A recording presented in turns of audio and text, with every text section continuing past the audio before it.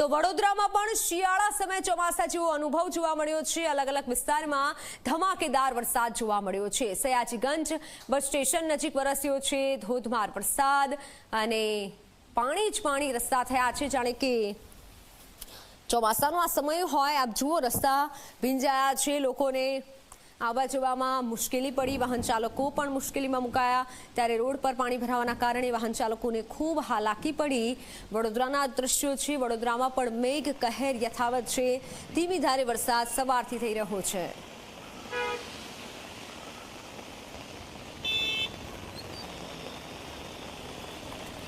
વડોદરા શહેરમાં ધોધમાર વરસાદની શરૂઆત થઈ છે, જેના કારણે શહેરના અનેક નીચાણવાળા વિસ્તારોમાં પાણી ભરાઈ રહ્યા છે અને ખાસ કરીને રોડ રસ્તાઓ પર પાણી ભરાઈ રહ્યા છે। જે રીતના હું તમને જે દ્રશ્ય બતાવી રહ્યો છું અત્યારે તે સયાજીગંજ વિસ્તારના છે, સિટી બસ સ્ટેશનના, કે જ્યાં તમે જોઈ શકો છો કે સિટી બસ સ્ટેન્ડ પર જવા આવવા માટે જે લોકો છે તેમને પાણીમાંથી પસાર થવું પડી રહ્યું છે। જે રીતના હું જે આ દ્રશ્યો તમને બતાવી રહ્યો છું તેમાં જે જોઈ શકો છો કે આ નીચાણવાળો ભાગ હોવાના કારણે અહીંયા પાણી ભરાઈ ગયા છે અને પાણી ભરાઈ જવાના કારણે જે લોકોને બસમાં સવાર થઈને જવું છે તેમને પાણીમાંથી નીકળવાની નોબત આવી છે।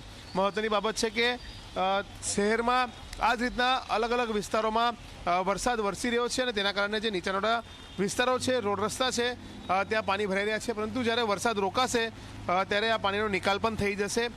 પણ એક વાત નક્કી છે કે જે રીતના શિયાળાનો માહોલ છે અને ભર શિયાળે જે ચોમાસું જેવો માહોલ ઊભો થયો છે તેના કારણે લોકો મુશ્કેલીમાં મુકાયા છે, પાણી ભરાઈ રહ્યા છે, જેના કારણે લોકોને ચાલવાની પણ મુશ્કેલી પડી રહી છે અને પાણીમાંથી તેમને પસાર થવું પડી રહ્યું છે।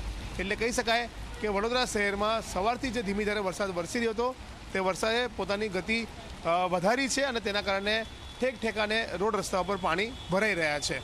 કેમેરામેન મુકુંદ દવે સાથે રવિ અગ્રવાલ, ઝી મીડિયા, વડોદરા।